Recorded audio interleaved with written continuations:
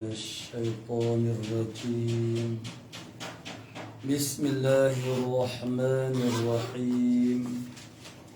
الحمد لله الذي جعل لكل شيء سببا بالمشيئة، والصلاة والسلام على ترجمان ألوهيته ودليل وحدانيته سيدنا محمد المبعوث ببحر المعجزات لتأييد رسالته وتصديق هدايته، وعلى آله وأصحابه وأتباعه أجمعين، ولا حول ولا قوة إلا بالله العلي العظيم. عدد كل حرف كتب ويكتب أبد الآبدين ودهر الداحرين. اللهم فكهنا في الدين وعلمنا التأويل.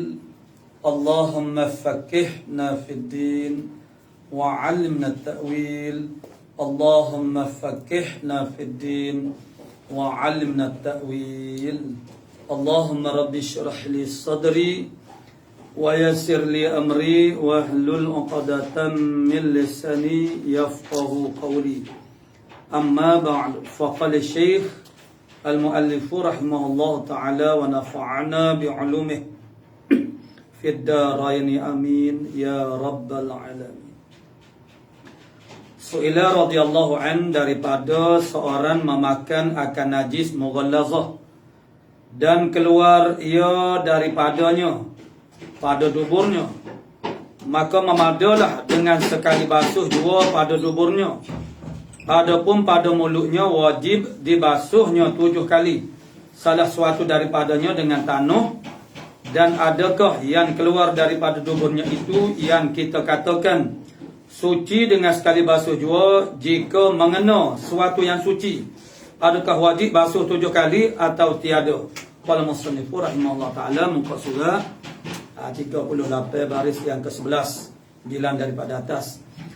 Qala su'ila radhiyallahu an, ditanya akan radhiyallahu an daripada seorang memakan akan najis mughallazah, tentang seorang yang makan najis mughallazah, anjing, babi, dan ataupun yang beranak daripada salah satu daripada keduanya. Dan keluar ia najis mughallazah tadi. Keluar ia najis mughallazah tadi daripada seorang itu pada duburnya seorang. Maka memadalah dengan sekali basuh juga pada duburnya. Cukup sekali basuh. Walaupun dia yang dimakan itu najis mughallazah, bila dia tubik ke punggung tu makna wajib basuh, maknanya sekali saja, memadai basuh sekali je. Adapun pada mulutnya wajib dibasuhnya 7 kali. Mulut tu dia kena, mulut tu dia kena lah najis mughallazah tu. Mana-mana tempat yang kena najis mughallazah tu sudah tentu dah. Bila kita makan juga dia akan kena lah bahagian mulut tu najis mughallazah. Jadi wajib basuh 7 kali, sekali dengan air tanah tu. Tapi bila dia tubik keluar jadi najis saat ni tu, dia jadi najis lah tubik tu, hak tu dubur tu makna wajib, makna memadai, bukan wajib. Memadai sekali basuh juga. Tu. Jadi adapun pada mulutnya wajib dibasuhnya 7 kali, salah suatu daripadanya 7 tu dengan tanah. Dan adakah yang keluar daripada duburnya itu mana najis tu dah. Makna tahid ni yang kita kata ke suci dengan sekali basuh jua tu. Dia makan najis mughallazah, jadi kau najis, jadi kau najis baru pula lah. Itu tubik kat dubur, itu di dubur tu basuh sekali je. Mana suci dengan sekali basuh. Kita kata suci dengan sekali basuh saat ni. Jadi jika mengena sesuatu yang suci, dia kena kepada satu benda yang suci, adakah wajib dibasuh 7 kali benda yang suci saat ni tu? Kena najis saat ni? Atau tiada 7 kali, mana sekali pun pada dah juga.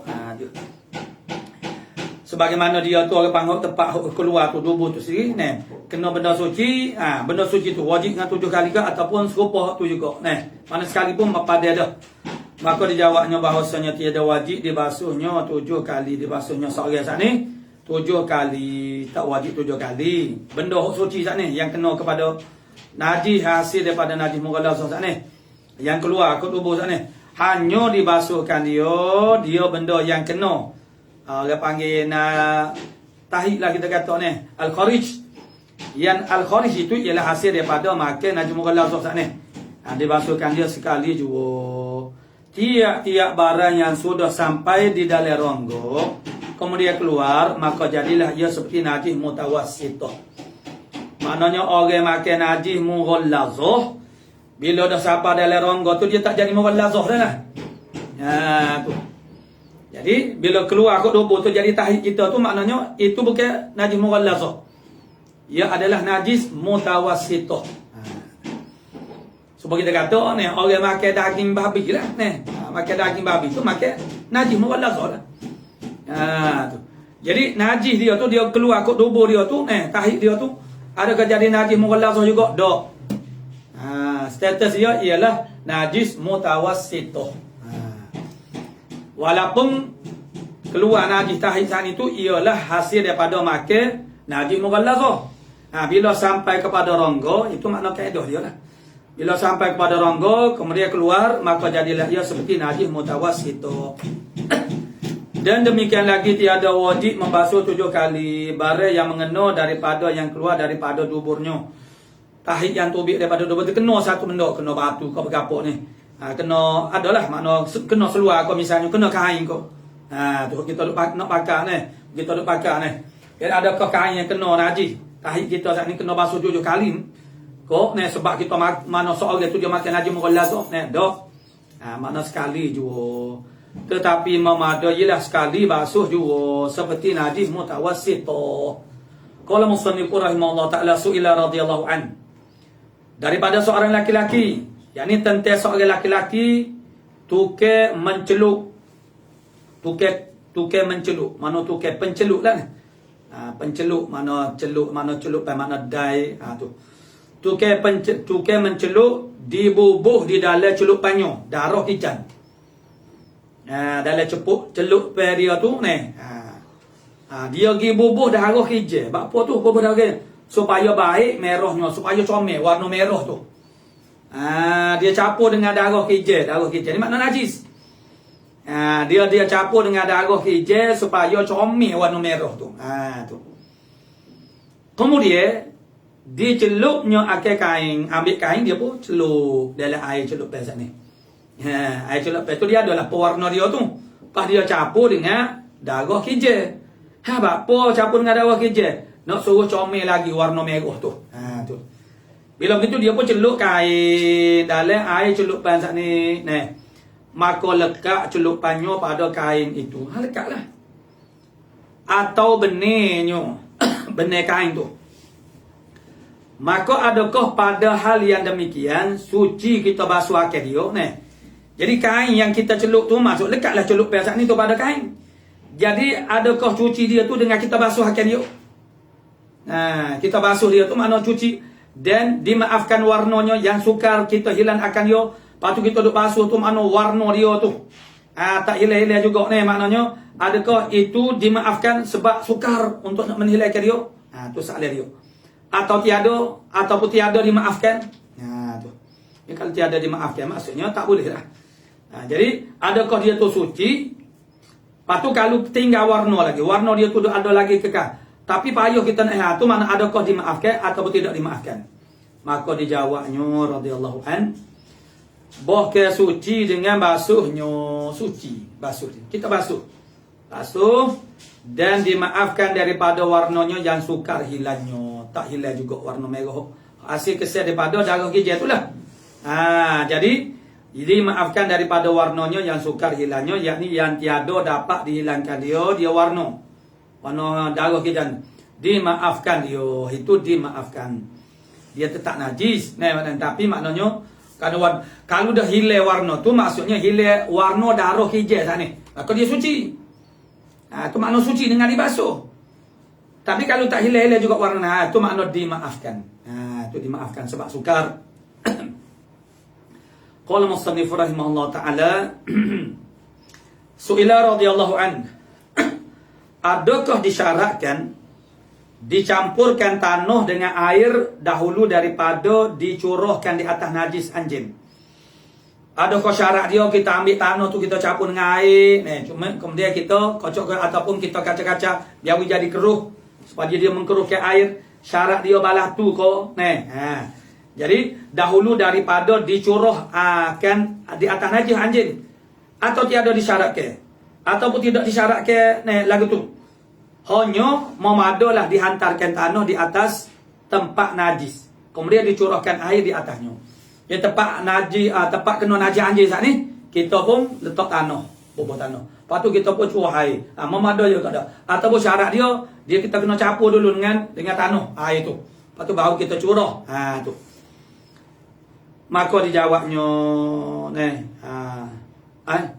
soalan dak jawab lagi dan lagi ditanya pula, dia wak suku dia ni dia panggil ke dia ni satu usulub yang tak serupa dengan sebelum daripada ni dia panggil kumpul soalan dulu.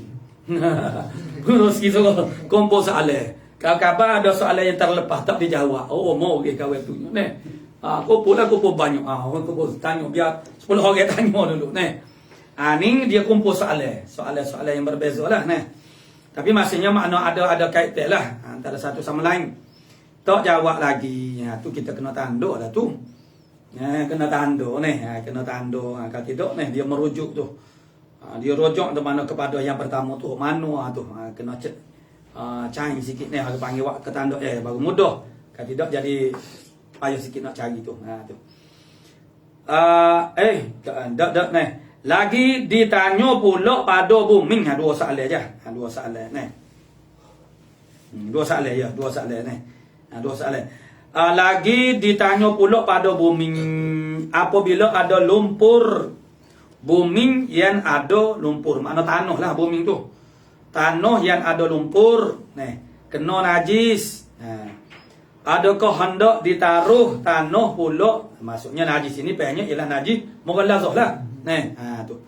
Jadi adakah adakah hendak ditaruh tanah pula atau tiada? Sebab dia tu lumpur dah tanah dah tanah yang ada lumpur. Jadi kena najis mughallazah. Jadi kena taruh tanah pula ke? Tu. Maka dijawabnya adalah dobitnya pada tanah itu hendaklah dicampur tanah dengan air. Mana dicampur tanah dengan air dan dicampur dengan setara mana tu? Dicampur dengan sekira-kira dapat sampai air tanah itu pada segala tempat kena najis itu. Dobit dia begitu. Tu. Dengan suku air, bahagia-bahagia air tanah memadalah. Tu dia jawab lagu tu. Jawab secara dobit. Dia tak jawab betul-betul serupa tanya saat ni. Jadi kalau jawab betul-betul serupa tanya, adakah syarat dicampurkan tanah dengan air dulu daripada dicurah atas najis? Dia tak jawab. Maksudnya jawab dia kalau turut soalan agak, disyaratkan kena campur tanah dengan air dulu belum daripada curah di atas najis anjing ataupun tak disyaratkan. Gitu. Tu jawab cara direct ni dia buat dobit mana dia tu dia kena mikirlah pula Jadi dobit dia pada tanah hendaklah dicampur tanah dengan air dan dicampur setara mana sekira-kira dapat sampai air tanah itu pada segala tempat kena najis itu.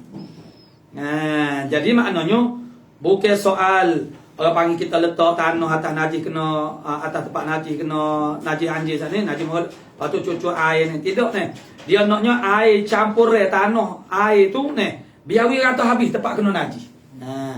Jadi adakah orang panggil kalau kita letak tanah dekat cuah air tu dia jadi dia campur molek kodok gitu.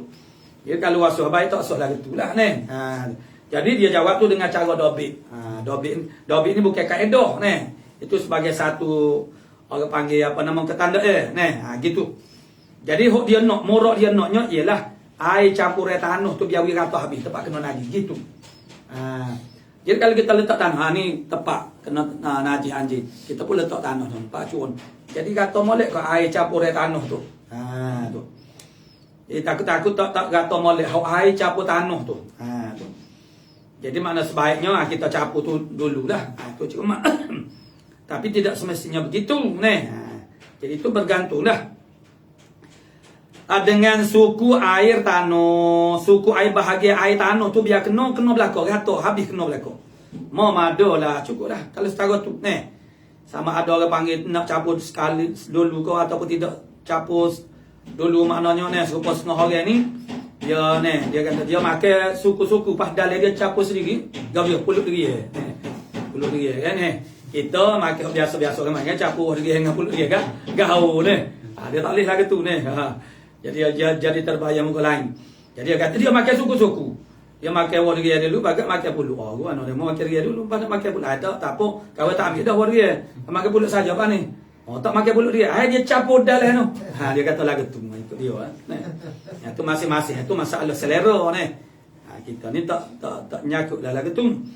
Jadi masalahnya ialah air tanah tu. Kalau kita pergi letak tanah atas tempat tu tegak cucu air tu nampak suku-suku air tanah tu kata mau habis kan dok. Itu memadulah kalau gitu dan ada pun bumi lumpur yang kena najis itu tiada berkehendak kepada tanah lagi, tak payah dok. Memadulah keruhnya air daripada taruh tanah, meninggalkan taruh tanah. Pakai keruh dengan dia tuduh dia sendiri tu mana memadulah keruhnya itu daripada taruh tanah lain, daripada tu masuk meninggal dah. Memadu keruh dia daripada mana meninggalkan. Mana kita tidak taruh tanah lain, tak apa. Tu tak semestinya tak payah bubuh tanah lain. Tu. Qala musannif rahimahullah taala suila radhiyallahu an, ditanya akan radhiyallahu anhu daripada seorang manusia. Diperanakkan dia antara anjing dan manusia, yakni hasil hubungnya anjing dengan manusia. Itu disebut dalam kitab Jamilon itu dia boleh jadi munggu pelik-pelik Jadi seorang manusia diperanakkan, dilahirkan di antara anjing dengan manusia. Maksudnya hasil hubungnya anjing dengan manusia, hubungnya kelamin anjing dengan manusia. Apa hukumnya orang itu? Adakah suci atau najis? Orang itu suci atau najis? Kita amalkan dengan kaedah anak itu mengikut salah satu daripada dua ibu bapaknya pada yang kurangnya. Kurang kau dia najis anjing dengan manusia tak kira lebih anjing jadi anak ni dia mengikut ni kaedah jadi adakah ikut kaedah ni jadi kalau ikut kaedah ni najis lah anak sana ni walaupun rupa manusia sekalipun sebab anak ni dia mengikut hak kurang daripada salah satu daripada ibu bapa tak kira lah bapak kau yang kurang ataupun mak kau yang kurang maka dia ikut hak kurang itu dia panggil dasar ihtiyat ambil jalan ihtiyat ikut hukum dia. Yang ikut lebih ni dia panggil memaafkan. Itu berluas-luas. Ikut lebih. Jadi kita ambil hukum dia. Ambil hukum dia. Kan hukum dia tu apa? Najis lah. Anjing lah. Ikut anjing ni lah. Itu kaedah. Jadi adakah berdasar kepada kaedah tu maka dijawabnya bahawasanya manusia itu suci. Jadi tak ikut kaedah ni. Sebab kaedah ni kaedah fiqh ni ialah kaedah aghlabiyah. Dia tidak ada kaedah qat'iyah fiqh ni. Kaedah aghlabiyah, hak ghalib. Sebab tu dia ada mustasnayat. Mustasnayat ni perkara-perkara yang diistisnakan. Tu. Jadi maka dijawabnya bahawasanya manusia itu suci jikalau daripada anak anjing dan babi sekali pun maksudnya gabungnya. Kerana apa? Firman Allah Taala wa laqad karramna bani adama. Dan kerana sesungguhnya kami muliakan anak Adam yakni manusia. Dan kerana sabda Nabi sallallahu alaihi wasallam, subhanallah al-mu'minu la yanjusu hayyan wala maitan. Maknanya subhanallah maha suci Allah, bermula beriman itu dia tidak najis, hidup ko mati ko, tidak juga kalau dia mati ni, wala maitan, tidak najis juga kalau dia mati ni. Hidup ko dia mati, mayat tidak najis. Tu bangkai yang diistisnakan daripada najis. maka berpegang dengan kalam Allah dan hadis Rasulullah sallallahu alaihi wasallam terlebih aula, terlebih utama daripada kita berpegang dengan kaedah. Tu. Itu tak saja dia tu makna suci. Su'ila radhiyallahu an, daripada seorang taruh tangan di punggung anjing. Letak taruh ni makna letak. Tentang seorang dia letak tangan dia di punggung anjing. Bapa pula letak tak tahulah. Kok dia lah. Kemudian maka ditaruhnya, diletak tangannya, akan tangannya. Maka dimasukkan dalam tempayan tu. Maka ditaruhnya, maksudnya lepas daripada tangan dia tu dia letak di punggung anjing, lepas tu dia masuk dalam tempayan. Air minum, tempayan air minum. Air yang mana tempayan yang mengisi air untuk diminum. Dia masuk ke tangan. Maka dimasukkan di dalam tempayan air, mana tangan dia sana. Padahal adalah tempayan itu, sedekah tempayan itu ditanam di dalam bumi setengahnya. Jadi payah nak payah nak buat kerja, nak caralah. Dia orang panggil malah orang ambil berkali-kali jadi payah tu dia kali-kali dia bubuh dalam tanah. Sekerak separuh. Jamnya dulu maknanya muka tangga tangga-tangga tu ada payah lah, biar jamnya dulu tak pakai selipar, tak pakai kasut nak naik atas rumah kat basuh lah. Tu. Jadi ni air minum Jadi payah tu dia letak dalam bumi setengahnya. Maka sukar hendak membalikkan dia. Sukar. Jadi kalau tidak letak separuhnya dalam bumi, boleh terbalikkan dia. Jadi mudahlah. Nak basuh tu. Jadi apa hukumnya? Hukum orang panggil air dalam payah. Maka dijawabnya bahawasanya, mana kalau ia masukkan dia tangannya, masukkan dia dia domel tu kalau nak bubuh kat jadi kekok lah. Mana kalau ia masukkan tangannya gitu. Mana kalau dia masukkan tangannya di dalam air yang kurang daripada 2 kolah, jadi najis airnya. Jadi kalau dia masuk tangan dia tu dalam air kurang 2 kolah, air yang kurang daripada 2 kolah, air tu jadi najis. Dia tepaknya maksudnya payah tu, batin payah. Batin tu makna dinding bahagian dalam. Tu makna batin. Kerana dia duk kena air. Dia duk kena air. Air yang telah ternajis ni kena kepada tepak tu. Tepak tu maknanya batin payah tu. Dinding bahagian dalam payah tu. Maka kalau begitu, maka hendaklah dibuangkan air yang di dalam tempayan itu. Kena buang. Maka hendaklah dicurahkan air di dalamnya 7 kali. Air itu tak ada gapo dah, tak ada nak basuh dah airnya. Sekarang nak basuh bekas lah. Tu. Maka hendaklah dicurahkan air di dalamnya, di dalam tempayan 7 kali. Salah suatu daripadanya air tanah. Atas kelia tepaknya. Tepak yang kena najis tu. Yang kena air tu lah. Kena air ni. Maka hendaklah dicurahkan air di dalam 7 kali. Tempatnya yang kena najis itu, kemudian dikeluarkan air itu, sucilah tempatnya. Lepas tu waktu bik lagu mana ikut lagu mana Jadi riwayat tu secara umum gitulah jadi soal saat itu orang menanya, dia bahasa dia dah tanya Jadi makna murah orang penanya tu dia nak juga tahulah makna pas nak lagu mana ni payah ni hamba tani dalam bumi ni. Jadi makna jawab mana waktu bik air tu, waktu bik lagu mana ikut mulah nak seduk kok, guna seduk kok ikutlah ataupun resapkan kepada kain kok awak sapa 7 kali gitu. Sucilah tempat tu itu tak ada gapo dah cuah lain dah Qala musannif rahimahullah taala Su'ila radhiyallahu an, daripada kain yang kena najis anjing. Kain kena najis anjing. Kemudian diselamkan di dalam sungai. Kemudian digerakkan dia di dalamnya sungai saat ini 7 kali. Adakah suci ia? Maka dijawabnya radhiyallahu an, manakala ada keruh air itu, ada jadi namakan air tanah. Kemudian digerakkan padanya 7 kali serta tiada lagi tinggal air najisnya, sucilah ia. Jadi ingat syarat dia maknanya air tanah. Jadi kalau air sungai tu tidak keruh dengan sebab campur air tanah, jadi tak boleh lah. Maksudnya kali itu tak apalah. Jadi sekali lagi tu carilah air tanah Ataupun air tu Mana air sungai tu keruh disebabkan oleh tanah. Yalah dah jadi air tanah, orang panggil air tanah dah. Tapi air najisnya masih ada lagi. Tak boleh juga. Ini maknanya walhasilnya kena buai dulu air najis tu. Basuh air najis dulu kos-kos. Kemudian basuh, tak ada air najis tu baru panggil sekali basuh. Sekali basuh makna letak di air sungai yang derah tu. Jadi kemudian selagi kalau air sungai tu memang keruh dah disebabkan oleh tanah, maka memadai dengan air sungai tu.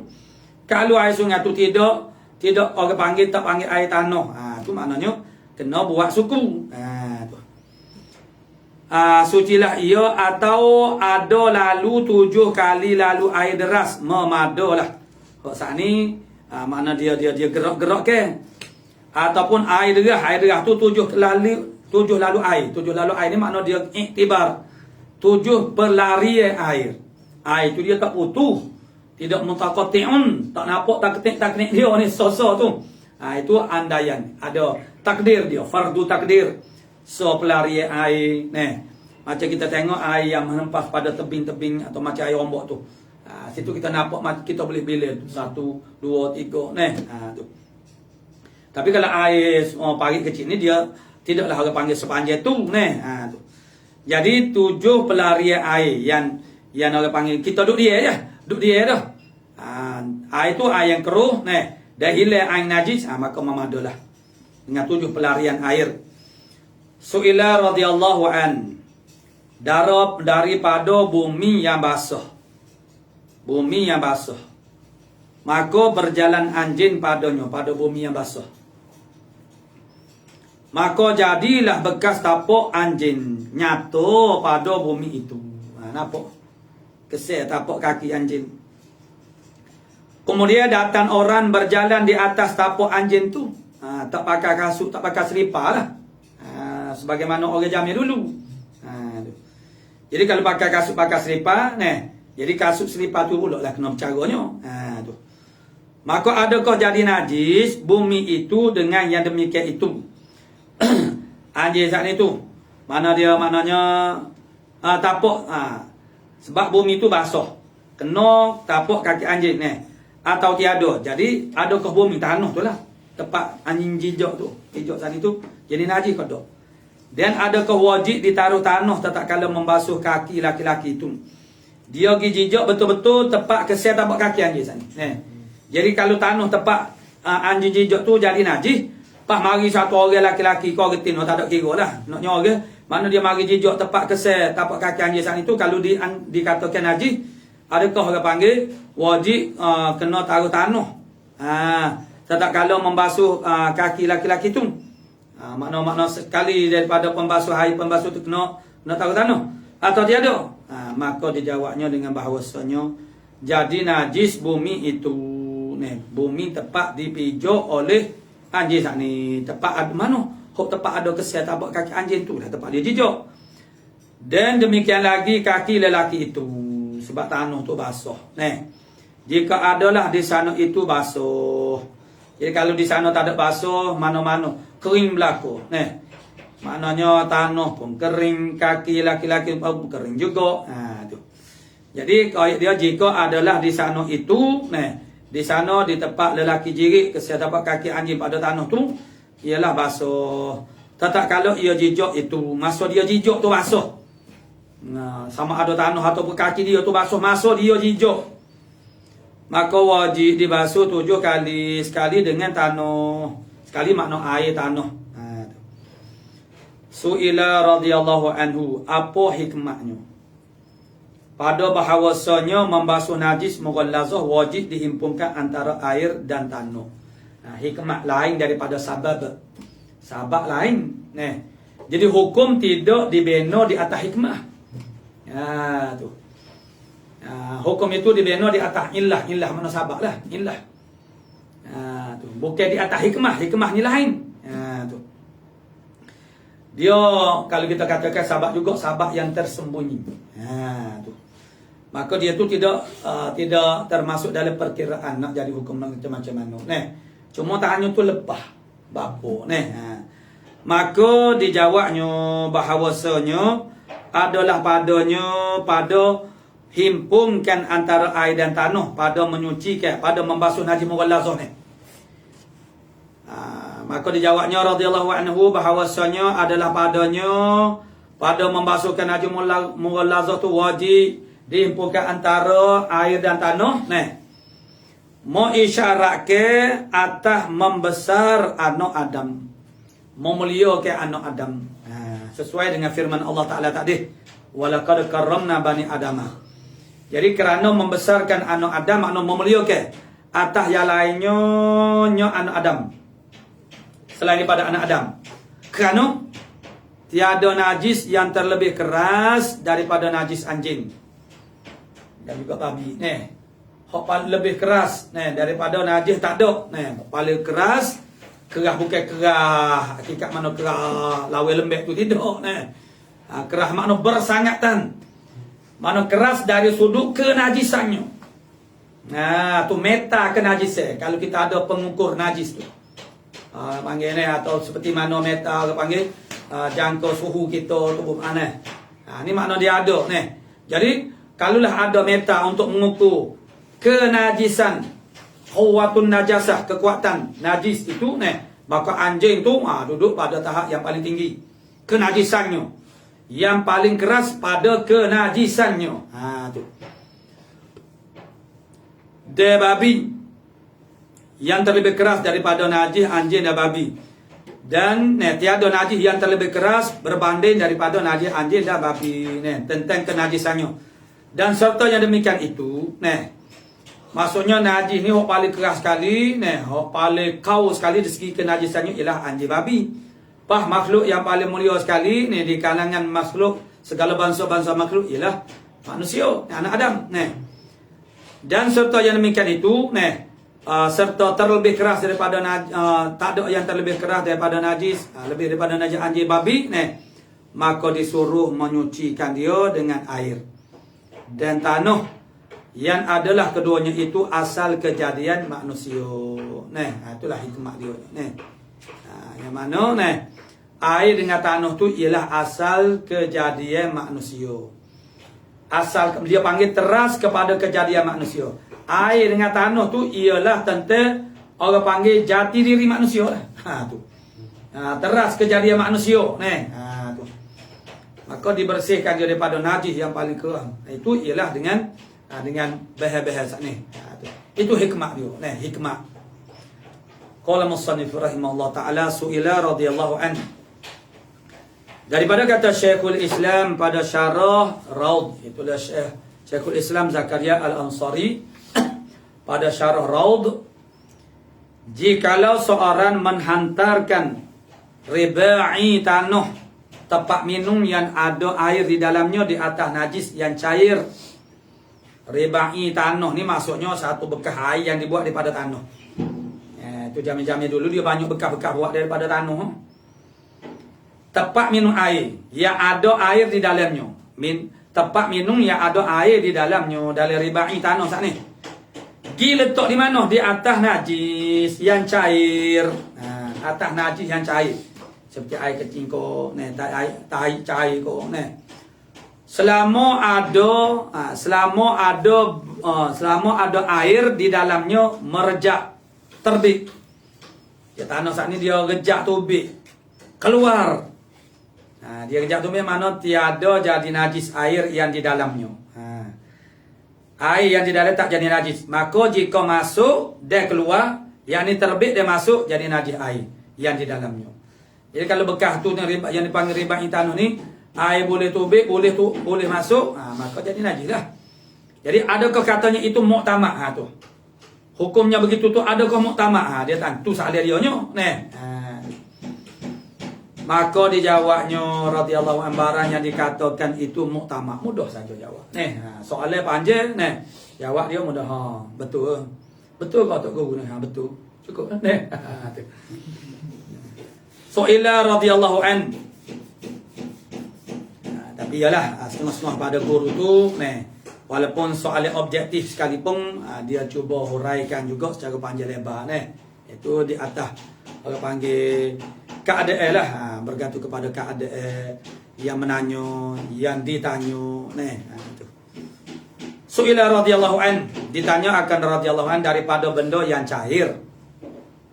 Apabila dituai dari atas ke bawah, benda cair kita tuai dari atas ke bawah, maka adalah di bawahnya najis padanya.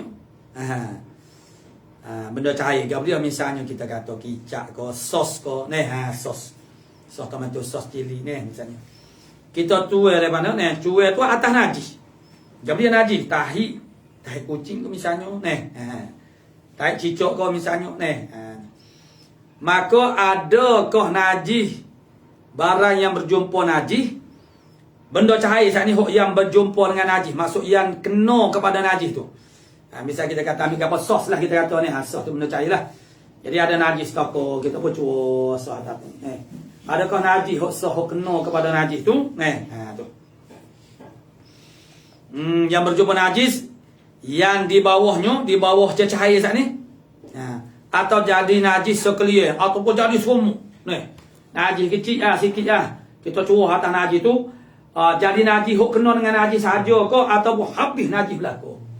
Sekarang ni dia panggil benda cecah itu datang di atas najis. Dia lain daripada najis datang kepada cecah air tak ni. Ni mana cecah itu? Jadi adakah najis semua sekali ke? Macam kita kata kicap, cuh atas tai cicak. Adakah kena dengan tai cicak tu saja najis ataupun semua sekali? Tu. Atau najis sekaliannya yang di atasnya itu atas najisnya. Yang di atasnya di atas orang panggil di atasnya itu maksudnya di atas hok yang kena dengan najis. Makna hok selain hok kena dengan najis. Hok atas pun kena juga. Makna najis juga. Itu apa hukumnya? Najis atau tak najis? Najis sekalian ke ataupun yang hanya semata-mata yang kena saja? Maka dijawabnya dengan bahawasanya tiada najis malaikat barang yang berjumpa dengan najis. Ya kalau kita tergamuk tak bolehlah ambil secara cermat ambil dengan sudu, ambil kuat di atas tapi kalau orang tak boleh lah maknanya dengan najis sebelah bawahnya malaikat barang yang berjumpa dengan najis mana sebelah bawahnya jua tiada lainnya. Tu dia. Su'ila radhiyallahu an, apabila ditaruh kain yang kena najis, dibubuh, diletakkan kain yang kena najis di dalam pasu. Pasu itulah pasu bunga kau ni man bekah. Dan dituankan air di atasnya. Kain kena najis, misalnya kain kita pakai duk kena air kecil kita bubuh dalam pasu. Kalau kita sekarang bubuh dalam beledi lah pasu orang letak bunga zaman ni tapi orang zaman dulu tu dia jadi berlaku. Dia bubuh makna kain yang kena najis itu di dalam pasu. Dan dituankan air di atasnya, di atas kain yang kena najis saat ni tu. Sedikit-sedikit tu serta berturut-turut. Sedikit-sedikit serta berturut-turut hingga tenggelam sekaliannya kain dalam pasu saat ni. Tu. Tua sikit-sikit lah Maka adakah jadi najis? Adakah jadi maka adakah jadi suci dengan yang demikian itu atau tiada? Kain saat ni jadi suci ke tak? Dan jikalau didiruskan, dirus tu makna jirus. Bukan dia banyak dalam kitab-kitab lama kita makna jirus tu dia panggil dirus dengan huruf da, dirus. Dan jikalau didiruskan di atas kain itu, jiru atas kain saat ni, maka tiada tenggelam sekaliannya. Jiru atas kain, jadi tak tenggelam semua kain saat ni. Dan ada tinggal sedikit.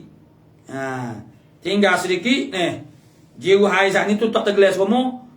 Tinggal sikit ada timbul lagi. Kemudian diselamkan di dalam air tu dengan tangan. Dia pun selai dengan tangan. Atau ditekamkan, ditikam. Baca ditikam. Dia memanglah tak alik tapi tak boleh baca ditakam. Tak tahu penama ditikamkan dengan kayu, tikam dengan kayu lah. Cocok dengan kayu. Hingga tenggelam sekaliannya kain. Maka adakah jadi suci kain itu atau tiada? Ataupun tidak jadi suci kerana tiada dituan air di atasnya, hanya ia kembali kepada air itu, ia datang atas air dengan najis. Tu. Jadi hok kita tekan saat itulah. Hok mula-mula tu dia cuah air siapa tergelar kain. Hok yang kedua tu makna tak selai habis kain, lalu dia tekan dengan tangan ataupun dia tikai dengan kayu.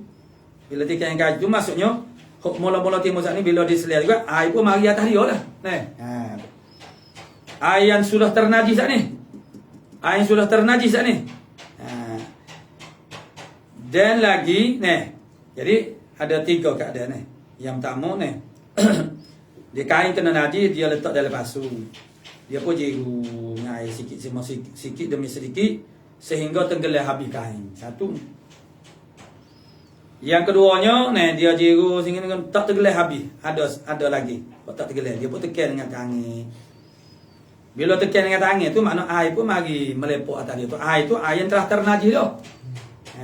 Kalau hok tergelar hok mula-mula saat ni tu air hok suci. Suci. Kemudian yang ketiganya dia selaikan dengan kayu. Tu. Jadi dan lagi jika adalah seorang tangannya kena najis. Tangan dia kena najis. Dan dia pegang sesuatu yang kena najis juga. Pen ni. Tangan dia kena najis. Lepas dia pegang pen kena najis juga. Kemudian dituankan di atas tangannya air, tuai atas tangan dia air dan berlakulah air.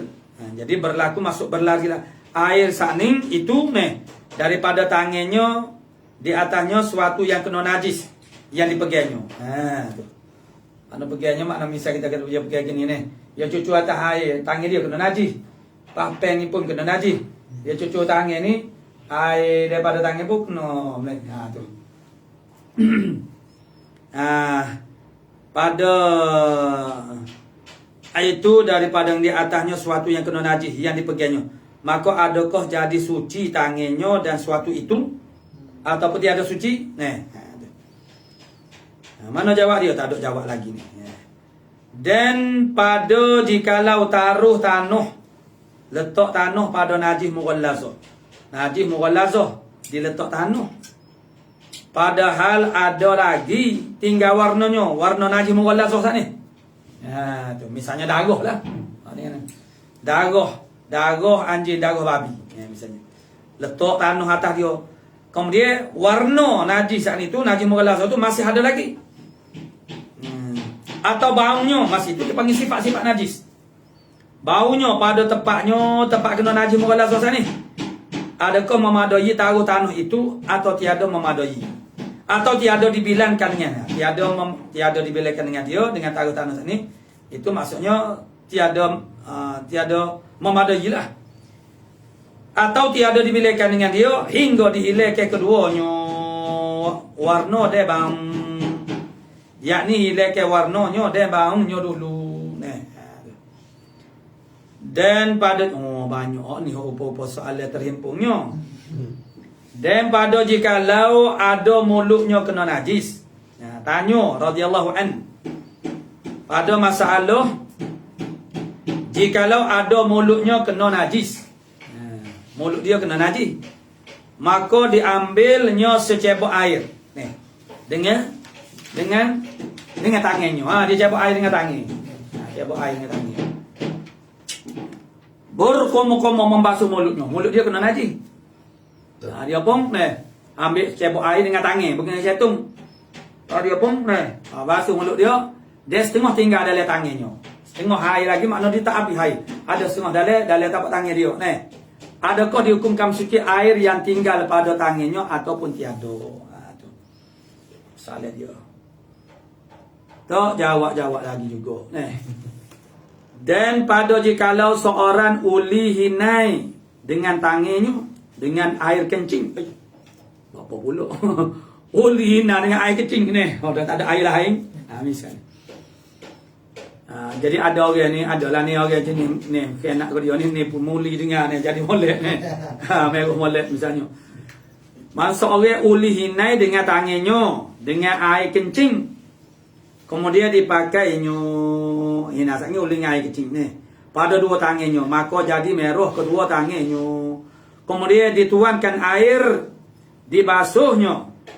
Dibasuhnya seorang sana, akhir dua tangannya, dibasuh dua tangan. Maka adalah suci tangannya itu atau tiada. Serta lagi tinggal merah pada tangannya. Itu hasil daripada ini dia ulin dengan air kecil tu. Dia pun basuh ni, merah lagi ni. Suci kau dak tangan dia. Maka dijawabnya, ada pun masalah yang pertama. Masalah yang pertama kena klik semula lah ni. Tengok semula. Apabila ditaruh kain yang kena najis di dalam pasu, tu. Dituankan.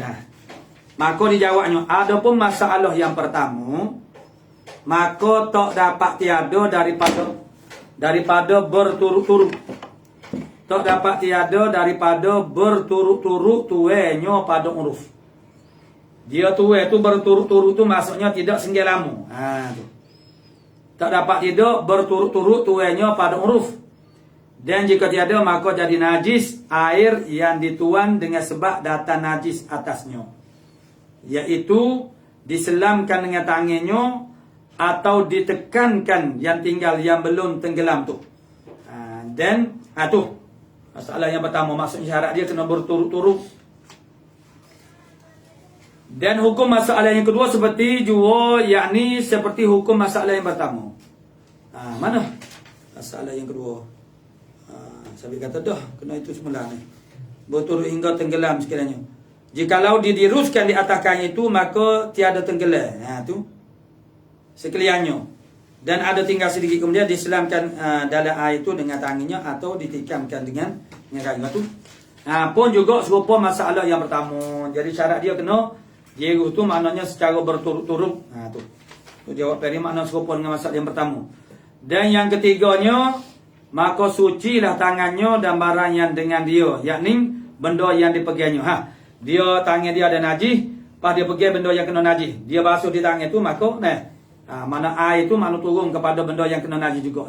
Jadi suci tangan dia suci dari barang yang dengan dia. Yakni yang dengan dia dengan tangan dia tu. Mana? Yakni benda yang dipegangnya suci. Ya, kerana dihukum jadi satu hukum. Maksudnya tangan dengan apa dia? Tangan dengan benda yang dia pegang tu, dikirakan satu hukum.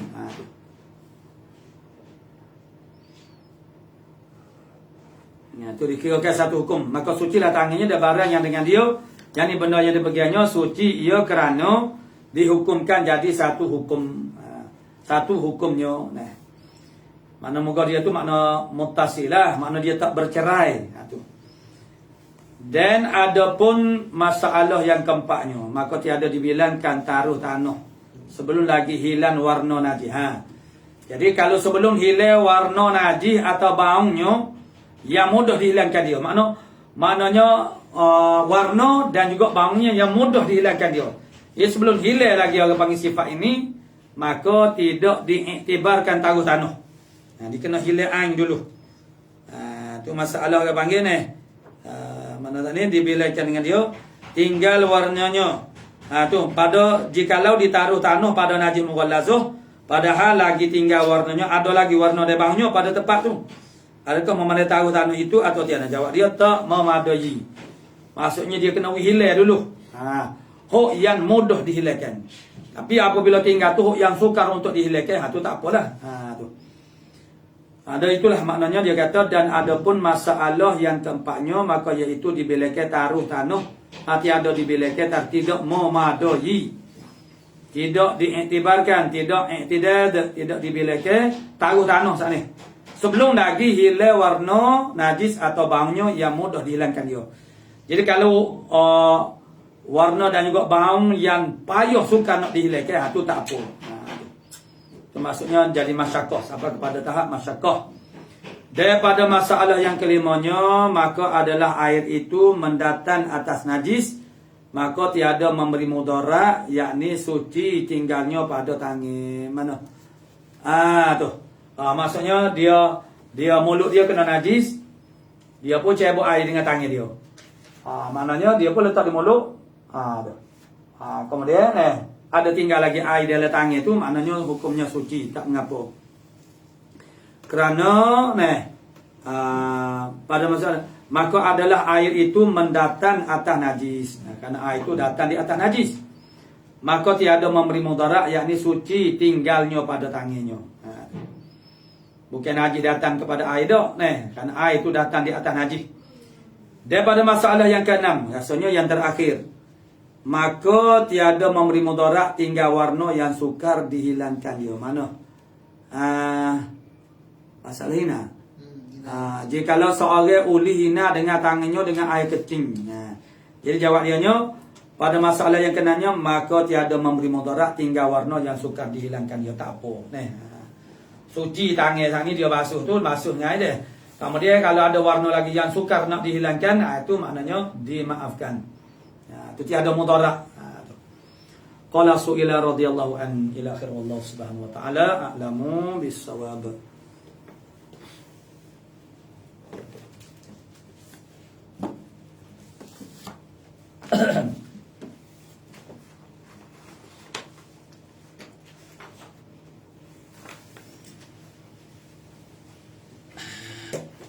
Al-lahan wal mudda.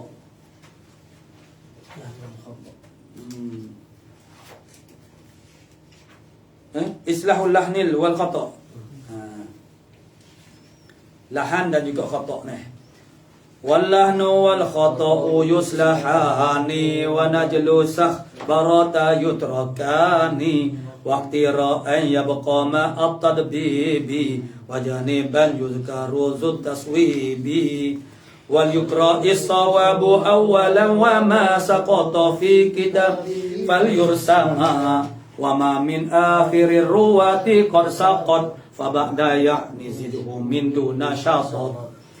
In yaktalif min siqa lafzan waqtufi bilafzi wahidin fasun'umanu fi warajjahu bayanahu maqala kadaka qala fa'il maqala wa ma yaji bil ba'di min lafzi likul jawazuhu akilil ma'na nuqil yazidu fin nasabi min qad fasala bi anna ya'ni walla syakala wa in yutimma nasaban fi awwali yutim faqad zan wa asjidi wa in yasuk li ba'di matni wa zakar lafzal hadithi fatama munhazar wa qila bil jawazi lilladhi araf wal mukhlasul qisasu bil taraf wa ba'da lafzal hadithi yuhlabu tamamuhu kadha fadha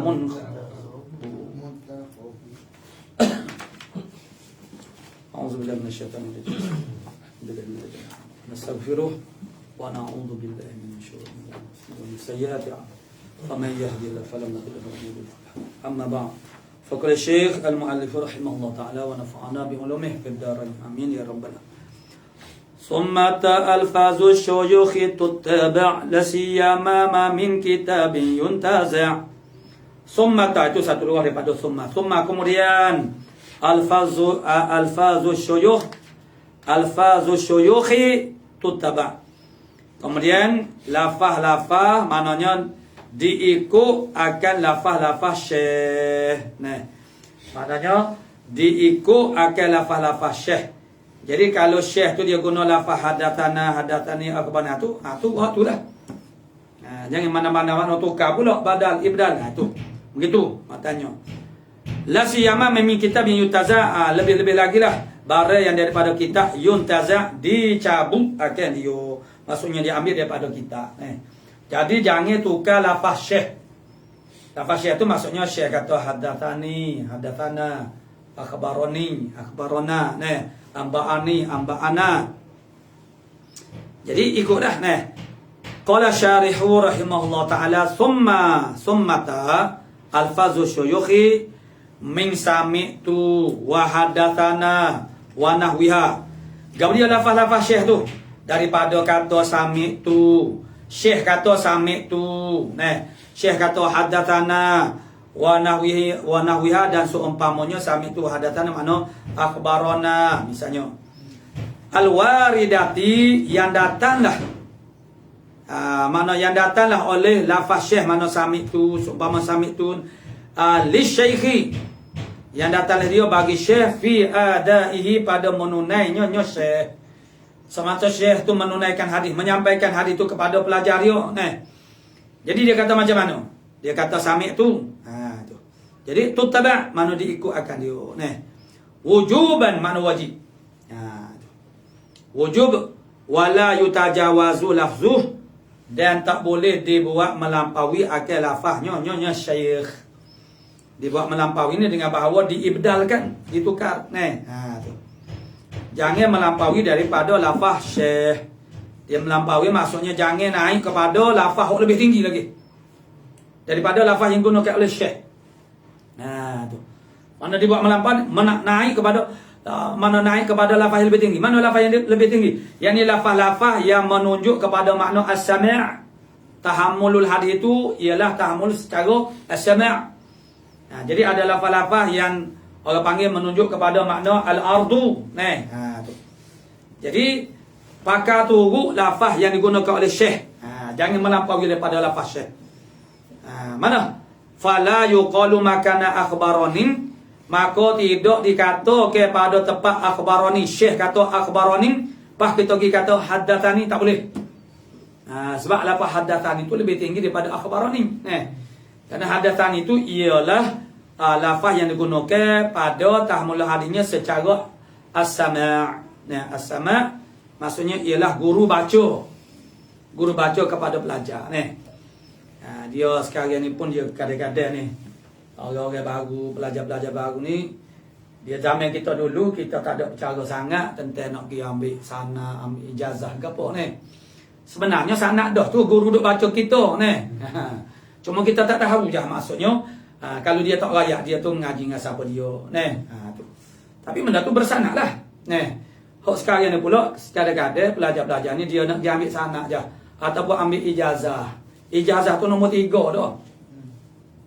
Dia utamanya ialah as-sama' guru baca kepada murid. Yang keduanya al-ardu, murid baca di atas guru dengar. Itu lebih power sebenarnya. Sekarang ni ramai orang mana pergi ambil ijazah, dia pun ijazah ke kita. Dia tak baca, dia tak faham pun isi kandungan kita tu. Jadi nak buat menyuruh, aku ada sanad. Aku telah diijazahkan tu. Jadi maknanya sebenarnya mana sama dengan ijazah tu, tu lagi bagus. Tu makna sama, maknanya guru baca. Mengaji lah, kita panggil mengaji. Mengaji. Jadi pelajar dia mengaji kita, mana untuk guru baca. Itu maknanya, itu itisos anak dah tu. Boleh sandarkan kepada tok guru kita lah. Pas dia tu kita cek, kalau dia tak layak pun kita cek lah. Mana Abang Mak ni dia ngaji dengan siapa dia. Jadi kalau Abang Mak, kalau Abang lah sekepua dia sapa kepada Ajali Pula Bisa misalnya. Sapa ke Tok Seleho. Jadi maknanya, mana kita tahulah dia mengaji dengan siapa-siapa dah atas pada Tok Seleho. Cari pula susu galu dia. Jadi sebenarnya adalah sanad tu. Cuma kita tak tulis. Kemudian ijazah ni lain pula ijazah. Mengizinkan, membenarkan. Jadi kadang benda tu ijazah saja je. Ijazah kita. Tanpa kita orang panggil, ada proses orang panggil buat ta'amul makna perhatian, makna belajar. Ataupun belajar tu baca, guru mendengar tu nak tasheh. Jadi maknanya ni, jadi duduk hok tahap nombor 1-nya hok ning as-sama'. Maka bila kita takdiyatul hadis, menyampaikan hadis kita yang kita ambil secara sama' ni, kita nak guna lafaz lagu mana? Makna haddatsani. Jadi gurunya dia guna akhbarani. Pas kita pun haddatsani kepada tok guru kita. Haddatsani guru kita. Padahal tok guru kita tu dia guna perkataan akhbarani. Maka itu dia panggil tajawuz, melampaui. Daripada orang panggil lafaz syekh tu jangan, tak boleh. Jadi fala yuqalu makana akhbarani haddatsani. Wa nasaba dzalikal iraqiyyu lil imam. Membansalah akan demikian itu, yakni wujub al-ittiba' li alfazi syekh. Wajib kena ikut lafaz syekh ni. Ni satu pandangan. Jadi hukum matan dan juga syarih. Jadi membansakan oleh al-Iraqi zalika wujubu al-ittiba' mana li alfazi syekh, wajib kena ikut lafaz syekh Iman Al-Iraqi dia memasukkannya lil Imam Ahmad, bagi Imam Ahmad. Pandangan ini adalah pandangan daripada Imam Ahmad bin Hanbal. Kata Al-Iraqi, ya, pandangan Imam Ahmad bin Hanbal menurut Al-Iraqi tak boleh. Mana kita ni kena tunggu, wajib kena tunggu orang panggil lafaz yang digunakan oleh Syekh. Hadza idza sami'at talibu lafzul syekhi. Hadza ini kata wujub ittiba'i lafzul syekh ni. Apabila mendengar oleh talib lafzul syekhi, mendengar oleh pelajar ni lafaz syekh, mana hadatsani ko akhbarani ni, ghairu mawdu'in fi kitabin, yang tidak dihantarkan pada kitab. Mana tidak ditulis kepada kitab, perkataan hadatsani ko dia dengar daripada perkataan guru tu. La siyama, lebih-lebih lagi ma bare. Jadi hok sani tu hok sani tu wajib dah. Kalau syekh kata akhbarani, dia kena kata akhbarani, jangan duduk lampau daripada tu. La siyama, lebih-lebih lagi lebih-lebih lagi ma min kitabin yuntaza, lebih-lebih lagi bare, yakni lafzul syekh. Maksud dia ma tu kena kepada lafzul syekh lah, yang daripada kitabnya yang intiza, mana dicabut akal dia. Lebih-lebih lagi lah ma ayil hadithul ladzi yuntaza, hadis yang dicabut diambil daripada satu kitab. Fa huwa yata'allaqu bi qawli yuntaza min, yuntaza tu min kitabin, ma yuntaza'u min kitabin. Itu asal dia, ma yuntaza'u min kitabin, hadis yang dicabut daripada kitab, maksud diambil daripada kitab. Baca yuntaza' itu bil bina'il lil maf'ul. Ayukhadhu, diambil. Yuntaza' dicabut, maksudnya diambil. Jadi fayam tani'u dzalika, maka tertegahlah oleh demikian itu, demikian gam di atajawuz an lafzi syekh, melampaui daripada lafaz syekh ataupun tabdil, tukar. Kalau tukar dia panggil sama setara tu tak apa. Ni maknanya ditajawuzkan akan lafaz syekh tu. Lagi-lagi lah kau tak boleh. Bil aula, fayam tani'u dzalika bil aula. Tu. Maka tertegah dari keadaan itu atajawuz, mana melampaui lafaz syekh itu, bil aula, dengan lebih utama lagi qat'an, tak ada khilaf. Kalau lafaz syekh itu ditulis, dicabut, hadis itu diambil daripada hadis tu, maka koko lagi lah tertegah daripada tajawuz an lafzi syekh. Kalau dengar saja pun makna tak boleh dah. Sawaun rawainahu fi tasnifati, sama ada kita meriwayatkan akan lafzul syekhi itu, sama ada kita meriwayatkan lafaz syekh tu fi tasnifati, pada tasnih karangan am naqalnahu, ataupun kita naqalkan akan dia lafzul syekhi itu, minha naqal daripada tasnifat lafzon pada lafaz. Tu sama ada meriwayatkan pada pada ataupun naqal tu pada lafaz, ambil lafaz. Au ila takharijina, atau pada takhrij kita, wa ajza'ina, itu makna ajza' ni makna kitab-kitab yang kecil, makna panggil ajza' juzuk. Sama juga takharijina, kita tulis di tempat lain kita panggil tulis naqal, pindah kepada, kalau kita sekarang buku-buku tulis lah cak kita makna dulu mengaji makna buku-buku daftar, buku-buku tulis tu makna juzuk-juzuk gitu.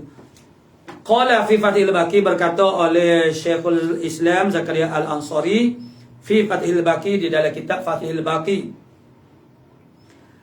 wada'afahu Ibnu Daqiqil Aid, telah mendhaifkan akan dia akan al-qaul biwujubi littiba'i lafz syekh li alfaz syekh, telah menhukum dhaif akan dia akan perkataan dengan kata wajib tertegah, wajib kena ikut lafaz syekh tu dia kata wajib kena ikut lafaz syekh tu dhaif dia kata dhaif. Sebab dia mentadhaifkan oleh Ibnu Daqiqil Aid. Ibnu Daqiqil Aid kata dhaif ni, pandangan ni kata wajib kena ikut lafaz syekh ni maknanya dhaif. Tak boleh tajawuz lafaz syekh tu makna dhaif. Bagaimana? Bi'anna, dia tad'if itu dengan bahawa bi'anna naqla minha, dengan bahawa menaqalkan daripadanya, daripada tasnifat menaqalkan hadis, daripada karangan-karangan. Kita ambil hadis daripada la yang bagi man'uhu, tidak patut oleh terteguh nyonya nakol hadis daripada tasnifat, akhdan kerana mengambil faham, min ta'lilil man'i, daripada ta'lil teguh tu apa dia? Apa teguh kau tu? Ambil ta'lil daripada teguh tu apa dia?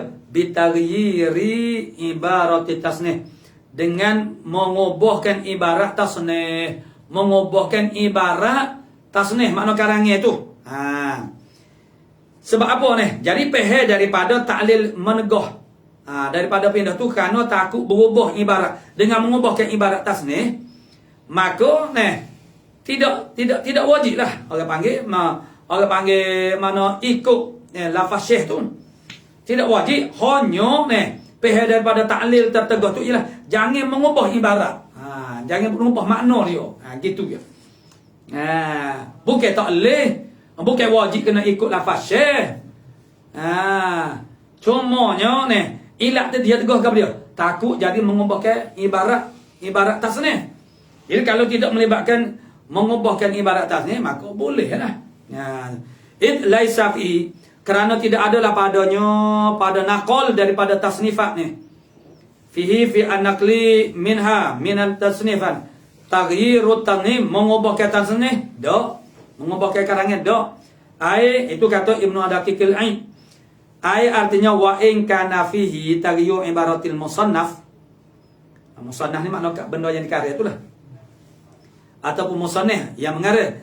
Jadi jika sekalipun adalah padanya pada nakol itu, nakol daripada tasnif itu mengubahkan ibaratil musannifi, mengubahkan ibarat musannif, sekalipun dia tu mengubahkan ibarat mana musannif, wa in kana, sekalipun adalah pada nakol itu mengubahkan ibarat musannif. Wa mahallu mana'i ibdali alfazi syuyukhi, dia tempat yang terteguh menukarkan lafaz-lafaz syekh. Menukar itu ialah lawan kepada ittiba'. Mana ittiba'? Mana wajib kena ittiba', mana tak boleh ibdal lah. Tu. Wajib kena ittiba', maksudnya tak boleh ibdal.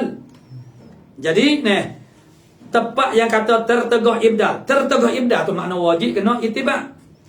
Tepat yang kata terteguh ibdal lafaz syekh tu innama huwa, hanya sahaja ia mahalum man'i ibdal al-alfazi syuyukh ni. Idza lam nakul, apabila kita tidak berkata bijawazi naklil hadis bil makna, dengan harus menakolkan hadis dengan makna. Dia ada perbahasan ulama ni dalam kitab ni akhir-akhir begitu. Maksudnya tentang menakol hadis dengan maknanya harus ke tidak. Ada ulama kata tidak harus menakol hadis dengan makna, wajib kena dengan lafaz. Tapi kaul yang kuatnya ialah harus harus menakolkan hadis dengan makna. Harus menakolkan hadis dengan makna, walaupun dengan tidak maknanya dengan lafaz, sebab nak ingat lafaz betul-betul itu bukan mudah Jadi kalau lah tak boleh nakol hadis dengan makna ni, banyaklah terpaksa didilik hadis-hadis yang sampai kepada kita tu. Sebab banyak hadis-hadis yang sampai kepada tu dengan dia nakol dia tu dengan secara makna. Tapi makna tu tak lagi lah. Tu. Dia ahli dia lah nak nakal hadis dengan makna ni, bukan sebarang orang tu. Jadi hak tepat terteguh ibdal lafaz syekh tu, jika kita tidak mengatakan dengan harus nakal hadis dengan makna, bagi pandangan yang mengatakan tidak harus menakal hadis dengan makna, maka barulah kena dengan kata pandangan mengata terteguh nak ibdal, maksudnya wajib kena ikut lafaz syekh. Itu kalau berlaku di atas qaul yang mengatakan tidak harus nakal hadis dengan makna. Tepat kata terteguh ibdal tu ialah sekiranya kita tidak kata dengan harus menakalkan hadis itu dengan makna. Jadi kalau kita kata harus menakalkan hadis dengan makna, maka tak ada masalah lah. Orang panggil ibdalkan lafaz syekh. Gitu. Wa amma in nakul bin nakli bil makna. Dia adapun jika kita kata bin nakli, yakni harus bijawazin nakli lil hadisi bil makna. Kalau kita mengikut pandangan ulama yang berkata bahawasanya itu makna kita ni seandainya kita berkata dengan kata boleh nakal hadis dengan makna, fala yumna, tidak ditegur ibdal lafzi syekh, tidak ditegur lah. Jadi tempat duk kata teguh tukar lafaz syekh tu ialah pada pandangan orang yang mengatakan tidak boleh nakal hadis dengan makna. Tapi kalau kita berlaku di atas kaul yang mengatakan boleh nakal hadis dengan makna, maka tidak tertegur untuk menukarkan lafaz syekh. Tapi ini tasawi indahu qad hasala. Ini tasawi jika bersamaan bainal mubdali wal mubdali minhu, di antara benda yang ditukar dengan benda yang ditukar daripadanya. Benda yang ditukar daripadanya tu ialah lafaz syekh lah. Lafaz syekh tu lah. Mubdal tu benda yang ditukarkan oleh rawi tu. Indahu ay inda syekh, di sisi syekh.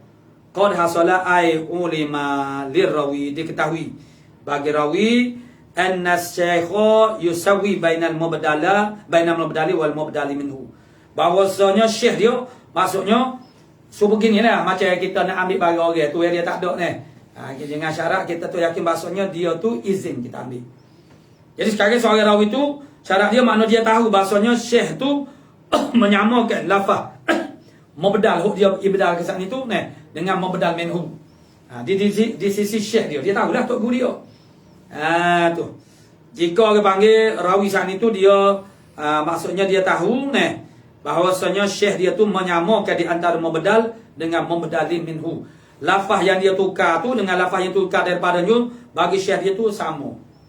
Makna dia jadi kalau dia tahu lagu tu Jadi wa mafhumuhu, bermula mafhumnya qaulul musannifi annahu sya'an idza lam yusawi syekhu mafhum perkataan musannif ni iaitu intasawiya indahu qad hasalatu. Idza lam yusawi syekhu, apabila tidak menyamakan oleh syekh bainahuma, di antara keduanya mubdal dengan mubdal minhu. Makna dia rawi tu dia kena tahu di sisi orang panggil syekh dia tu, hok dia tukar ke lafaz tu dengan lafaz yang ditukar daripada itu makna sama di sisi syekh dia. Jadi kalau lah orang panggil tidak menyamuk oleh syekh tu di antara kedua mubdal dengan mubdal, yumna'u, diteguhkan ibdal lafzi syekh kama annahu yumna'u, sebagaimana bahawasanya ibdal lafzi syekh ni yumna'u, diteguh idza kana fi kitabin mutlaqah, apabila adalah dia tu pada kitab mutlaqah semata-mata. Kalau ada di kitab sebab tadi ke maknanya wajib kena ikut lafaz syekh. Kalau dia dengar syekh kata lagu mana, apa dah la siyama ma min kitabin yuntaza, apa dah kalau dia ambil daripada kitab. Kau lagi tak boleh nak, kau lagi wajib kena ittiba. Jadi sekarang sebagaimana diteguh apabila adalah hadis tu dalam kitab mutlaqan. Jadi diteguhkan orang panggil ibdal lafzi syekh walau ala jawazin naqli bil man, sekalipun di atas pandangan ulama yang mengatakan harus nakal hadis dengan makna. Tapi kalau dah ada di dalam kitab dah tak boleh tukar dah. Walaupun berlaku di atas kaul yang mengatakan harus nakal hadis dengan makna. Qala wa in yakun minasikhin sama'u fahal yasihu fihi niza'u ila akhir. Wallahu subhanahu wa ta'ala a'lamu bis-shawab.